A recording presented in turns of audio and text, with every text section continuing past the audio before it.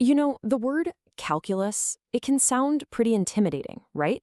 But what if I told you it's not some impossible subject, but actually a secret language for describing everything that moves, grows, and changes all around us?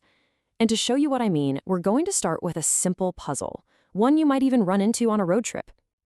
Okay, picture this. You're driving down the highway. Suddenly, your odometer, the thing that tells you how far you've gone, just goes blank. But your speedometer is working just fine, telling you exactly how fast you're going at any given moment. So here's the puzzle. Could you, just by knowing your speed, figure out your total mileage? Just think about that for a second. So, that little dashboard problem? It's not just a fun brain teaser.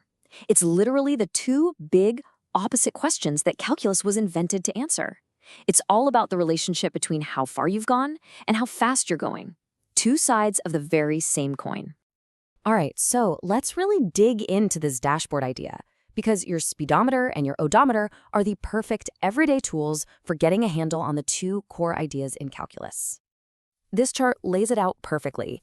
Let's think of your distance as a function of time. We'll just call it f.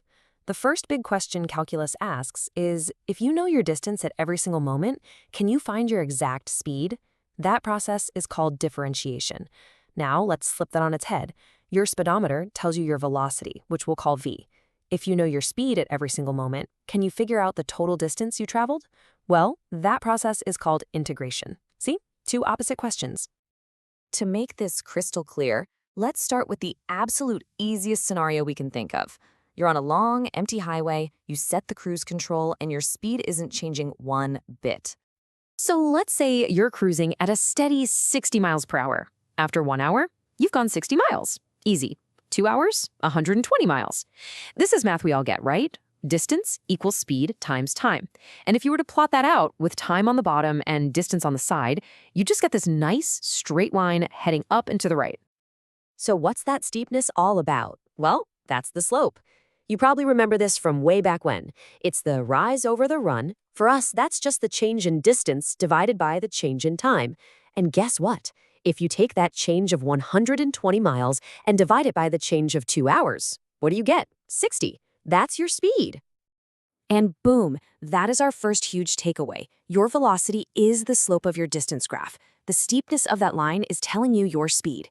It's that simple. Okay, now let's go the other way. What if we graph your velocity instead? Well, you're just going 60 miles per hour, constant. So the graph is just a totally flat horizontal line. And the space under that line? It makes a plain old rectangle. And what's the area of a rectangle? Height times width, right?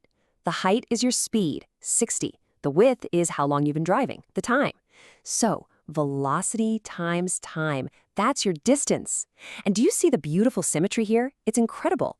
To get your speed from your distance, you find the slope. To get your distance from your speed, you find the area. They're perfect opposites. All right, so cruise control is one thing. That was easy. But, that's not how we really drive, is it? We speed up, we slow down. So what happens when you hit the accelerator and your speed is changing literally every moment? And this is where things get really interesting and a little tricky. Let's cook up a scenario. Say a car is accelerating so its distance is always the square of the time. The function is f of t equals t squared. Now the graph isn't a straight line anymore. It's a curve that gets steeper and steeper. So how in the world do you find the slope, the velocity, at one single precise instant? Like right at the 10-second mark. There's no straight line to measure anymore. Well, one thing we could do is kind of cheat. We can get a rough estimate. Let's just calculate the average speed between second 10 and second 11. At 11 seconds, we've gone 11 squared, which is 121 feet. At 10 seconds, it was 10 squared, so 100 feet. That's a 21-foot difference in 1 second. So our average speed is 21 feet per second. It's a decent guess, but it's not the exact speed right at the 10-second mark, is it? But what if we make that little time window smaller? Let's check the average speed between second 10 and, say, 10 and a half. You run the numbers and you get 20.5 feet per second. Interesting. We're getting closer to something. Let's push it even further. Let's make the gap super tiny, from second 10 to second 10.1. Now the average velocity is 20.1 feet per second. You see what's happening here, right? We went from 21 to 20.5 to 20.1. We're zeroing in on a number. What number do you think we're heading towards?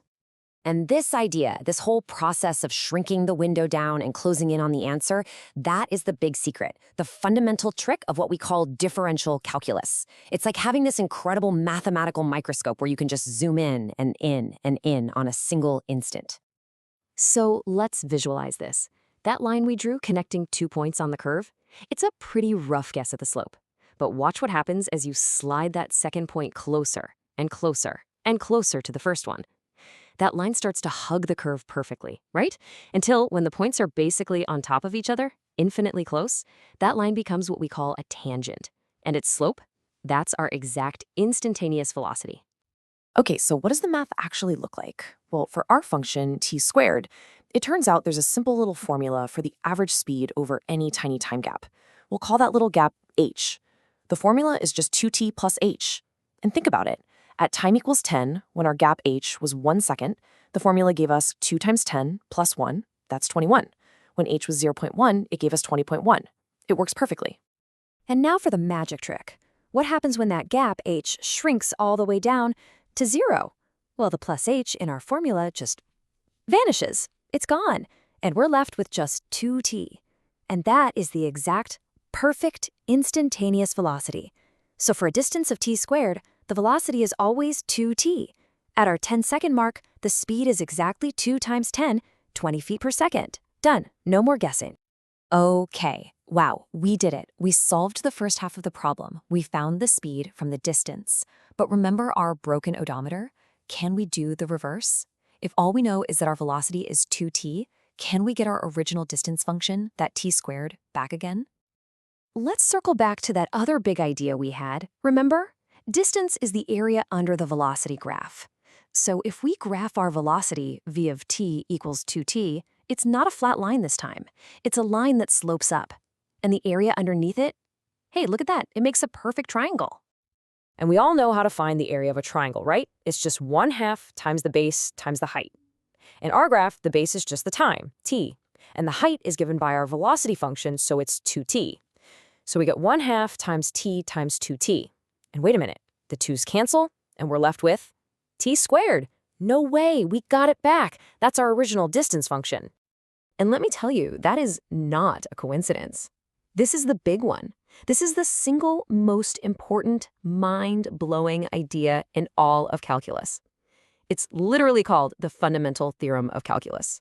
And all it says is that finding the slope, that's differentiation, and finding the area, that's integration, are perfect mirror image opposites.